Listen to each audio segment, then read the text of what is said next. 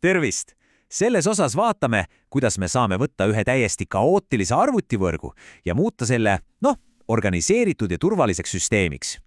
Ja selleks kasutame kahte ülimalt võimsat tööriista, VLANe ja trunkimist. Lähme kohe asja kallale.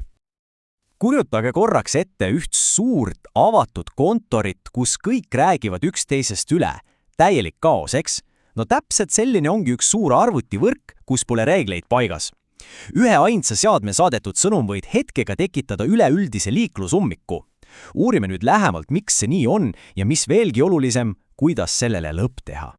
Probleemi tegelik süda on niinimetatud broadcast ehk levisaate sõnumid. Mõelge sellest nii, kui üks arvuti midagi hüüab, siis iga kommutaator selle peale lausa karjub selle sõnumi edasi ja seda absoluutselt igale seadmele terves võrgus. Ja tulemus? Tohutu digitaalne müra, mis aeglustab kõike ja teeb ka turvariskidele ukse valla. Okei, sukeldume nüüd probleemi tuumani. Kõik, millest me räägime, taandub tegelikult ühele ainasele mõistele levisaate domeen. See pilt siin räägib tegelikult enda eest. Vaadake vasakule, seal on kaos. Üks suur ruum, kus kõik karjuvad korraga. See ongi üks suur levisaate domeen. Aga paremal pool, seal näeme VLANide maagiat.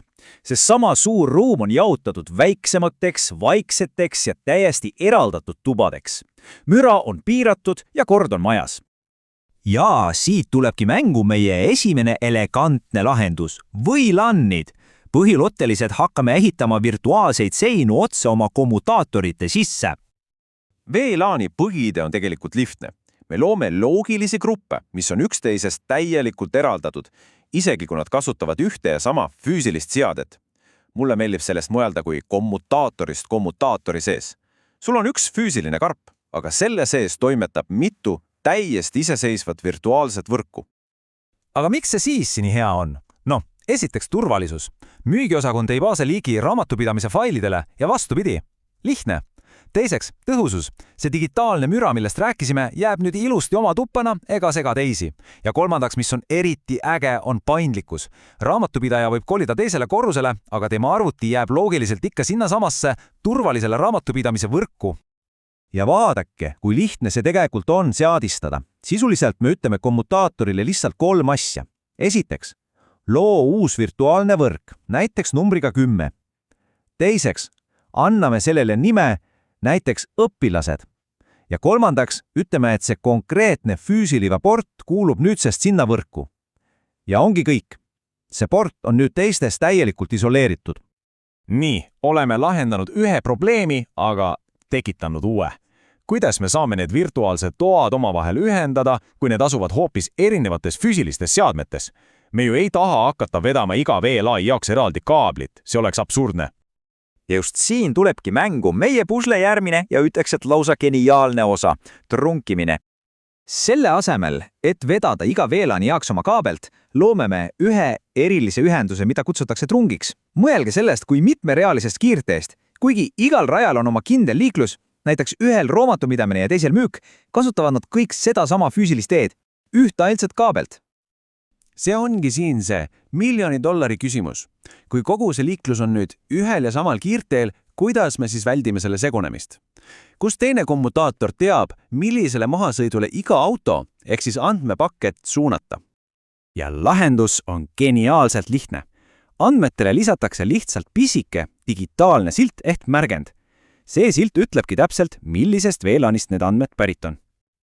Kuigi siin tabelis on mitu välja, siis kõige olulisem on see viimane VLAN ID.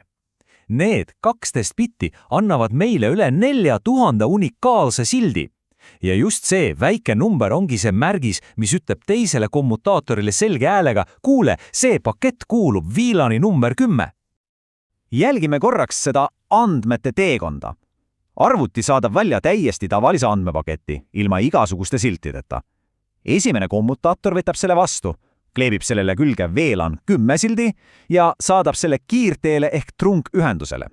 Teises otsas kommutaator loeb sildi, teab täpselt, kuhu pakett kuulub, võtab sildi ära ja saadab puhta paketi õigele arvutile. Ja mis kõige parem, lõppseadmed ise ei tea sellest märgistamisest mitte midagi. Okei, Nüüd, kus need põhitõed on meil selged, vaatame üle mõned profinipid, et hoida oma võrk mitte lihtsalt toimivana, vaid ka tõeliselt turvalise ja stabiilsena. Siin on nüüd üks oluline erand reeglile, niinimetatud native VLAN. See on see üks ja ainus VLAN, mille liiklus saadetakse üle selle meie kiirt ja ilma igasuguse märgistuseta. Ja selle vaike seadistus võib, nagu arvata võib, olla turvarisk. Nii et siin on üks väga oluline punkt. Kuna VLAN 1 on vaikimisi igal pool kasutusel, on see ka väga levinud sihtmärk rünnakutele, näiteks VLAN hopping, kus ründaja üritab pääseda ligi teistele VLANidele. Sellepärast ongi parim praktika see, märgistamata liiklus alati suunata kuhugi mujale, mõnda kasutamata VLANi. Cisco kommutaatoritel on ka selline automaatne režiim nimega DTP, mis üritab ise aru saada, kas peaks looma trunkühenduse või mitte. Aga teate, päris võrkudes me ei taha kunagi jätta asju juhuse oleks, seadistama trunkpordid alati manuaalselt. Nii on kindel ja nii on turvaline. Võtame siis kokku 4 rusika reeglit, et su trunkid oleksid raudkindlalt turvalised. Esiteks, seadista pordid alati manuaalselt, ära jäta midagi automaatika hooleks. Teiseks, lülita see automaatne TTP protokoll üldse välja. Kolmandaks, muuda native VLAN ja vaikimisi VLAN 1 pealt. Ja neljandaks, luba trunkil edastada ainult neid VLANe, mida seal päriselt vaja on, mitte kõiki. Ja ongi kõik. Oleme saavutanud oma eesmärgi. Võrgud on ilusti eraldatud, organiseeritud ja turvalised. Aga see tekitab muidugi kohe uue küsimuse. Kui isolatsioon on nii täielik, kuidas saavad siis erinevad osakonnad vajadusel omavahel suhelda? See on juba järgmise teema, VLANide vahelise ruutimise küsimus. Aga sellest räägime juba järgmine kord.